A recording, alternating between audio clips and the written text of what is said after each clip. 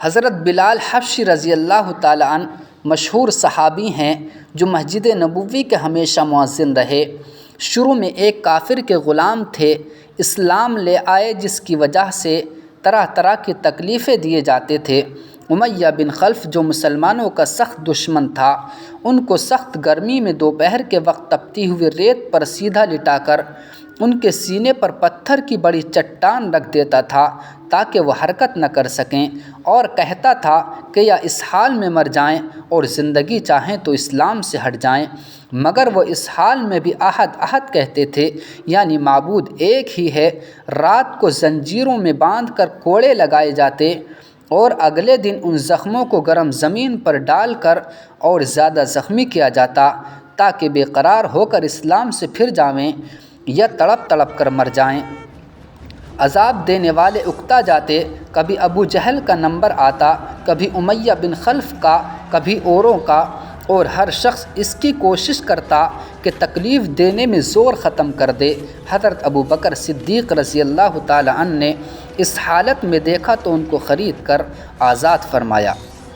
چونکہ عرب کے بت پرست اپنے بتوں کو بھی معبود کہتے تھے، اس لیے ان کے مقابلے میں اسلام کی تعلیم توحید کی تھی، جس کی وجہ سے حضرت بلال رضی اللہ عنہ کی زبان پر ایک ہی ایک کا ورد تھا۔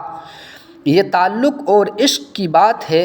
ہم جھوٹی محبتوں میں دیکھتے ہیں کہ جس سے محبت ہو جاتی ہے اس کا نام لینے میں لطف آتا ہے، بے فائدہ اس کو رٹا جاتا ہے، تو اللہ تعالیٰ کی محبت کا کیا کہنا جو دین اور دنیا میں دونوں جگہ کام آنے والی ہے۔ یہی وجہ ہے کہ حضرت بلال رضی اللہ عنہ کو ہر طرح سے ستایا جاتا تھا، سخت سے سخت تکلیفیں پہنچائی جاتی تھیں، مکہ کے لڑکوں کے حوالے کر دیا جاتا تھا کہ وہ ان کو گلی کوچوں میں چکر دیتے پھریں، اور یہ تھے کہ ایک ہی ایک ہے کہ رٹ لگاتے تھے۔ اسی کا یہ صلہ ملا کہ پھر حضور صلی اللہ علیہ وسلم کے دربار میں مؤذن بنے اور سفر حضر میں ہمیشہ اذان کی خدمت ان کے سپرد ہوئی۔ حضور صلی اللہ علیہ وسلم کے وصال کے بعد مدینہ طیبہ میں رہنا اور حضور کی جگہ کو خالی دیکھنا مشکل ہو گیا، اس لیے ارادہ کیا کہ اپنی زندگی کے جو دن ہیں جہاد میں گزار دوں، اس لیے جہاد میں شرکت کی نیت سے چل دیے۔ ایک عرصے تک مدینہ منورہ لوٹ کر نہیں آئے۔ ایک مرتبہ حضور صلی اللہ علیہ وسلم کی خواب میں زیارت کی۔ حضور نے فرمایا، بلال یہ کیا ظلم ہے، ہمارے پاس کبھی نہیں آتے؟ تو آنکھ کھلنے پر مدینہ طیبہ حاضر ہوئے۔ حضرت حسن حسین نے اذان کی فرمائش کی۔ لاڈلوں کی درخواست ایسی نہیں تھی کہ انکار کی گنجائش ہوتی۔ اذان کہنا شروع کی اور مدینہ میں حضور صلی اللہ علیہ وسلم کے زمانے کی اذان کانوں میں پڑھ کر کوہرام مچ گیا۔